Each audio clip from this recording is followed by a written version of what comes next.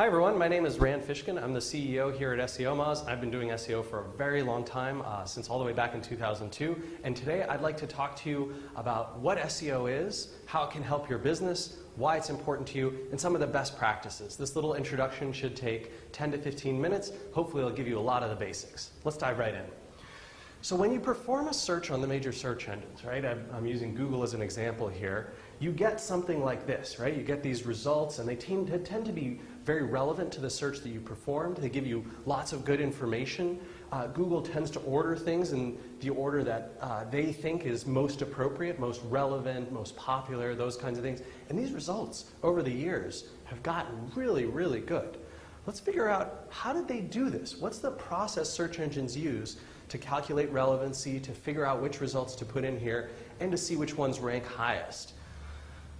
So the first thing that search engines do in order to find pages on the internet, which is a huge, massive place with literally hundreds of billions of different URLs, different pages of content across hundreds of millions of websites, is search engines write spiders. They're automated programs, also called bots. In this case, Google uses one that identifies itself as it crawls the web as Googlebot. And I've drawn this hopefully adorable picture to help illustrate that. These search engines crawl the web, so they look at, they'll start with a seed set of websites, and then they'll crawl out from there looking at all the pages that those websites link to. They use those links to find the structure of the internet and to discover all the pages on the web. It turns out that the web is highly interconnected and that you can reach even the far corners of the internet in just a few hops away from some of the most popular and important websites. After they crawl the web, they need to build an index of these documents. They do what's called a keyword inverted index, which means that they store all the documents by the terms and phrases that appear on them or they think are relevant to them. So that it's very quick when you search for example, NASA, Google knows, hey, we've already got an index of all the pages that we found that we think are relevant to NASA, and we can make queries against those much more quickly than we could against say, an index with all of the hundreds of billions of documents on the web. Once they've got those indices, they calculate what they call query-independent metrics. I know that sounds fancy and tough to get your head around. It's really actually quite simplistic. You see, the search engines know that pages have attributes that are important in relation to the keywords that someone searched for, but they also have attributes of importance, of popularity, things like how many people link to them, who links to them, what are those people saying about them, are the people who link to them reputable and trustworthy, are the people who link to them popular and important, which gets to the PageRank algorithm, which we won't go into depth here on, but you can read more about in some of our other resources.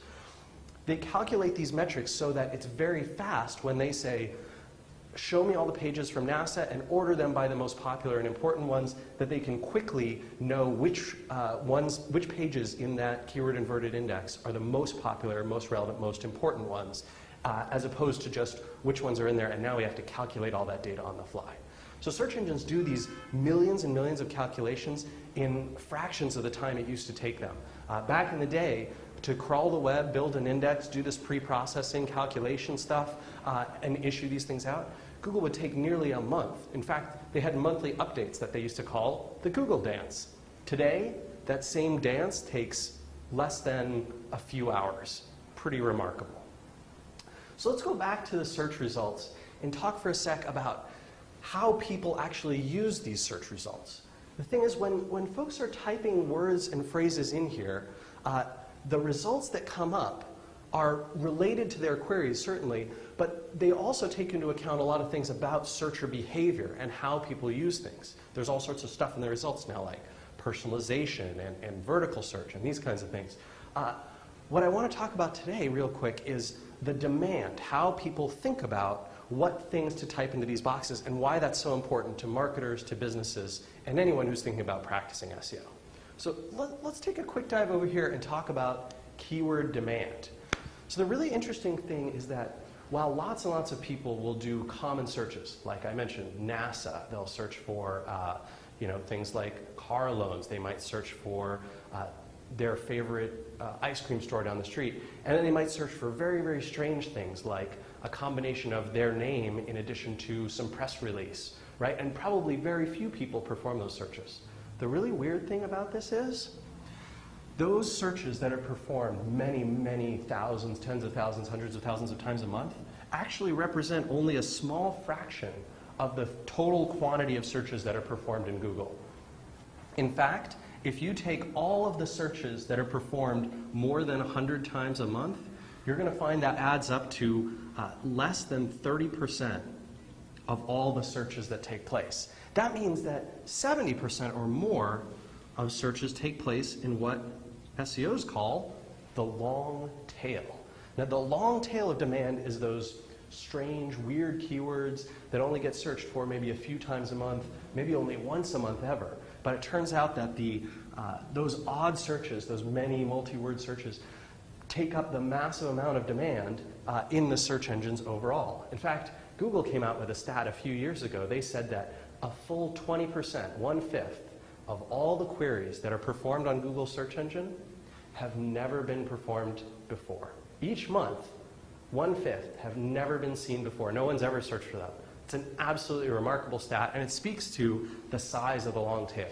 Yes, there are lots of people searching for used cars, or car loans, or NASA, or telephone directory lookup, these kinds of popular searches. But there are tons more people and tons more searches taking place in those strange, weird results where it's hard to even know what people are searching for. Let's take a look back at the search results. So someone's performed a search in here, right? They've done a search, let's say for NASA, right? We're looking for the National Aeronautics and Space Agency. I hope that's the acronym. And you can see here that they've got these results. These results right here are called organic. And they are generated through this algorithmic process that we've been talking about today. The crawling, the indexing, the calculation of results, and then the algorithm that ranks them all up here. This portion over here is called paid search, or pay per click. The paid search results are done a completely different way. Advertisers will bid on placement in these results. You can do it through programs like Google's AdWords or Bing's Ad Center. And these results, on average, garner about 10 to 15% of all the clicks on an average search result page. These results over here, the organic ones, they tend to get between 85 to 90% of all those clicks. There's a ton of traffic going to these search results, these organic results, and the only way to influence them is with SEO. Let's talk about how to do that. It turns out that SEO is a very simple process, but one that's challenging to execute well. Today I'm going to walk through some of these basics of how you do SEO and get your pages into the search engines indices and give them the ability to rank as well as they possibly can. So first, we're going to start at the base of the SEO best practices pyramid with content and accessibility. It turns out that pretty obviously, if you don't have content on your website, content search engines can read, which 99% of the time means text content or hopefully images with attributes about them, or video or audio content that have some text associated as well. If you don't have that content and have pages that the search engines can actually reach with their spiders, you're going to be in trouble, right? So here's Googlebot. He's coming along, and he can reach all these pages, but if there's outlying pages down here that maybe no one's linked to, or they've been blocked with something like robots.txt, or they've told the search engines to no index those pages, or the content on those pages doesn't appear by default. It only shows to logged in users. It only shows when you have JavaScript enabled. It only shows when you've inputted some form fields. Search engines can't do that, right? The spiders don't have the ability to get through those sort of walls to accessibility. And so it's really important to make that great content accessible to the search engines. That's your first step. From there, we're going to move on to some keyword research and targeting. Now, this one gets a little bit trickier because not only do you have to produce the content and make it accessible, but you also have to have that content targeting things that people are actually searching for on the web, right? If you've got a great page all about running shoes, but you describe them as fast-moving footwear, turns out that the search engines and humans as well are going to be very unlikely to determine that your page is relevant and to want to click it even if they do see it in the search results. For this reason, it's important to use tools. Google maintains several with their AdWords program. Bing also has some. There's some third-party tools that you can use to do this types of keyword research. And they'll show you, when you input keywords, some expansions of those phrases and tell you how many times people are looking for them. So I can see that running shoes was searched for 425,000 times, or that's the search engine's estimate anyway, 425,000 times last month in the United States. And those estimates can help give me a sense of, I can see that football shoes are particularly popular. One thing you do want to be aware of is that these numbers do change. So you're going to want to regularly make sure you're updating your information as trends change and people do searches differently, new types of products and services become of interest to searchers, and old ones fade out. For example, football shoes is probably really popular because this month, while we're filming this, it's August. And in August, a lot of people are thinking about football season for their kids in college, for high school athletes, all those kinds of things. Next month, 2 months from now, 4 months from now, the popularity might go down. And so you want to keep track of that. Once you've got the content that you need, you've made it accessible to search engines, and you've done your keyword research and put those words on the pages in the right kinds of ways, you're ready to move on to link popularity. And it turns out that when search results get competitive, when there's a lot of people trying to all rank for the same searches, which really happens when these popular, important searches that have high commercial value come into play, things like running shoes, you're going to see that links are the main item that helps you push over the edge and get to the top of the results. If you have more people linking to you, better people linking to you, people linking to you with the right kinds of words, for example, if I'm trying to rank for running shoes, it would really be helpful if this link right in here said running shoes, right? And then pointed that link, make it underlined, right to my web page. That tells the search engines not only is this page voting for this page as a good resource, but it's saying this page is a really good resource about running shoes. This is much better than if they use something like click here, right? We don't want that. That's no good. So this link popularity, the search engines have lots and lots of different metrics that they calculate about links. And in fact, they do a ton of work to make sure that they're not counting links from bad places, spammy places, manipulative places. So if you get lots of offers saying, oh, you can boost your rankings in 10 minutes just by paying us $50 and getting listed in 5,000 directories or these kinds of things, those offers tend to be pretty shady. If they sound too good to be true, most likely they are. What you want to do for link popularity is produce good content that people will want to link to, find good ways to market that content, and get the word out there about not only your brand, but the things on your website so that people will naturally want to vote and link for to those pages.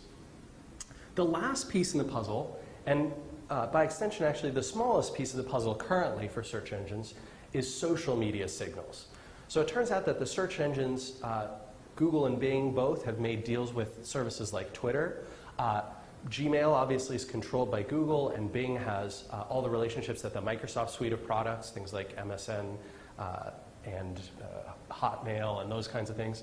And Microsoft also has an investment in Facebook, which may give them some access to data there.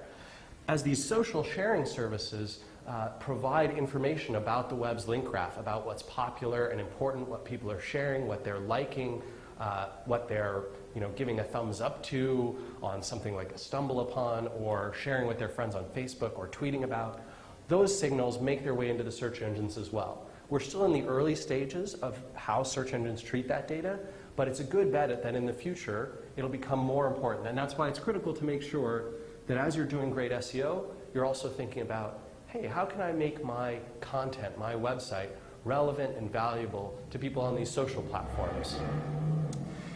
All right, I think now that you've got this pyramid down, you are ready to dive deeper. I will say we have barely scratched the surface here in terms of the best practices, what needs to be done, but we've given a good idea and a good overview. From here, I encourage you to check out our Beginner's Guide to SEO. The Beginner's Guide is located on the Learn SEO page. You can search for SEO guide and find it in Google. There's a ton of deep information in there, lots of good resources and links. Urge you to check it out, and hopefully we'll see you in the exciting world of SEO. Take care.